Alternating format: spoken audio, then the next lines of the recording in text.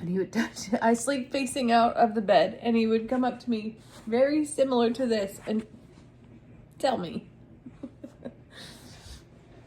in his own way. He's not being mean. He's sitting on his back legs right now.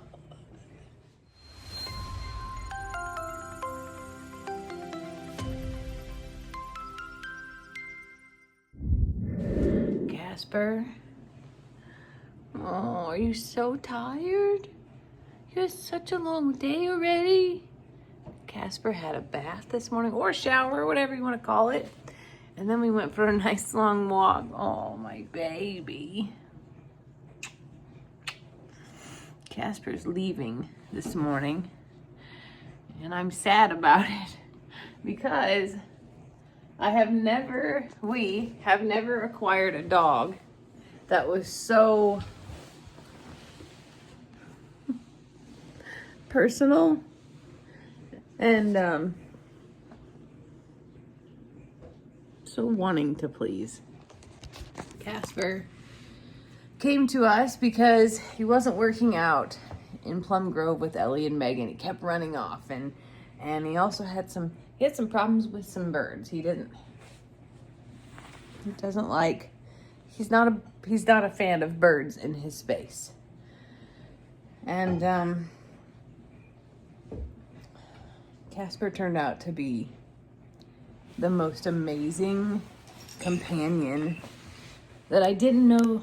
I'm gonna cry. That I didn't know that I needed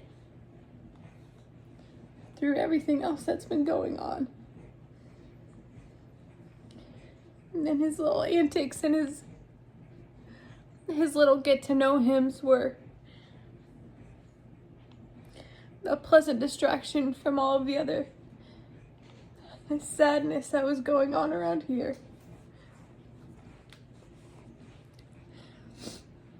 It came at a time of peak stress. And I had no idea that a fuzzy white dog who demanded walks on his time, who told me at 3 o'clock in the morning, hey, gotta go now. And he would tell me very similar to this. I'd be laying in bed, and he would touch it. I sleep facing out of the bed, and he would come up to me very similar to this and tell me in his own way. He's not being mean. He's sitting on his back legs right now. You're so funny, Casper. And then, as he got to know me, he would jump up in bed with us. He was like, okay, I'm part of you. This is where we sleep. Let's sleep. And I love that about him. You're leaving? That wasn't enough scratching? Oh, also for a dog who chased cats, he came here. And our cats told him, you don't chase us. We don't do chase games. Right, Stella? Stella also told him that we don't chase cats. We don't chase Mabel. No, we don't chase Mr. Hank. Anyway, watching Casper make friends so quickly. Too many rules around here for this guy. Melted my heart. And the reason that he just dissed me is because he heard Lester get his pants on and his socks on, because he's like, oh, another walk. We could go for a walk. I love walks. Oh, he knows what bye-bye means. Casper and I have gone for many a walk at many of hours, because through this past week, I have been up all hours of the night checking on things. And Casper was right there by my side and willing to participate, and just had this spirit about him that was just I'm happy. I'm just happy to be here. Right, Bubba. He just doesn't understand farm life, Christmas. He doesn't understand farm life. And that's okay. Casper's gonna go and be with a lady named Mary. She lives up near Dallas, and her husband is in a nursing home. And Mary has found herself with time on her hands that she doesn't know what to do with. And she previously had a dog very similar to Casper. She still walks 2 miles a day and loves to get out. She has a fenced-in backyard, and she just feels like Casper is calling her. It's a quiet neighborhood too she lives in. Yes. Oh my gosh, Christmas. I was petting Casper. Hang on a second. Casper wants to be your best friend.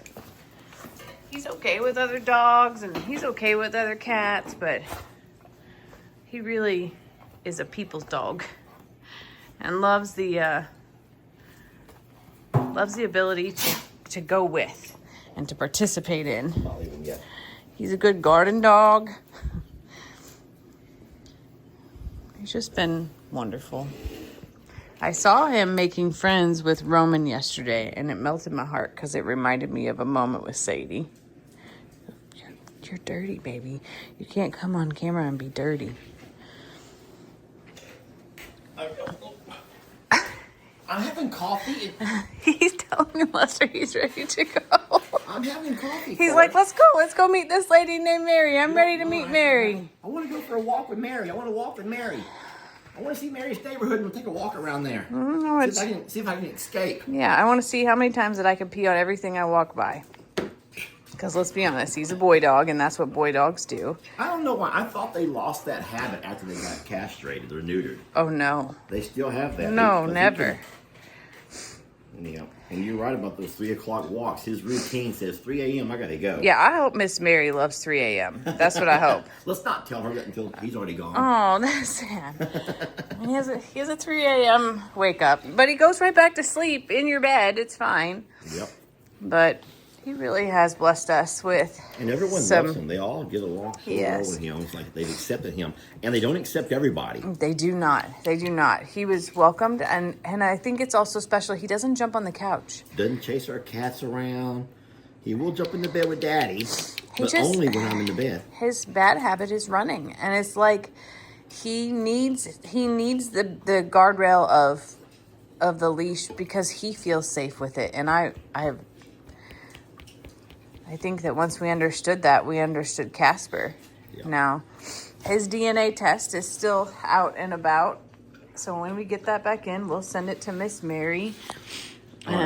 Favorite memory of Casper, and I'll tell you my favorite. My favorite is also my worst. I have 2. Lord. My favorite is the 3 a.m. wake up.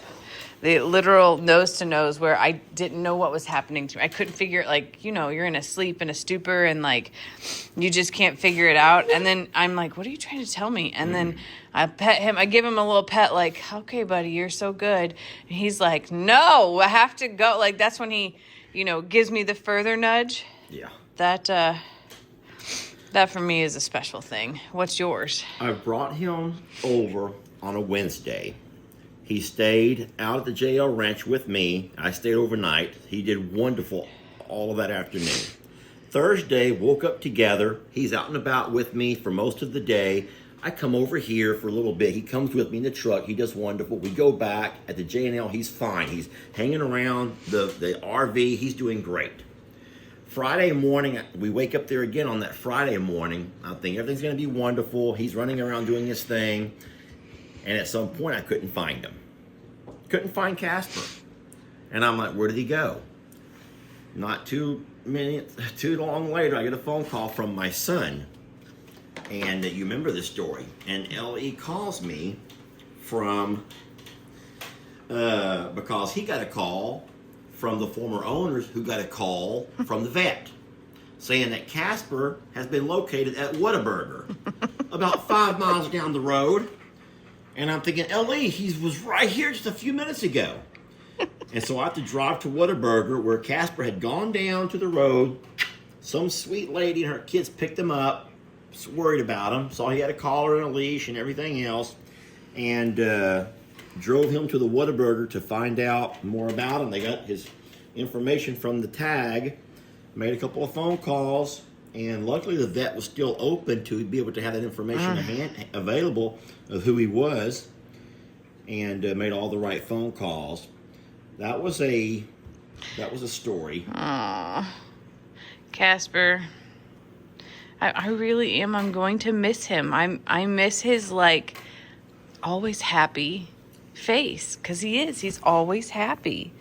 And you can't help but look at him and think about how happy that he is. He'll be happy with Miss Mary as well, though. I know. I just think, like, he just brings joy. He has Yeah, a light he does. about him. And, But think about all the time and attention that a person can devote to one animal compared to us who have to devote ours to so many. I know. Like this one over here.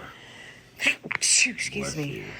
I just know that he brought me light when I needed it most. All right, Mr. Casper. Hank, you don't shed no light. You don't shed no light, Hank. You don't shed light. You're putting your tail in Mabel's face. sheds Mabel, light. I'm so sorry, Mabel.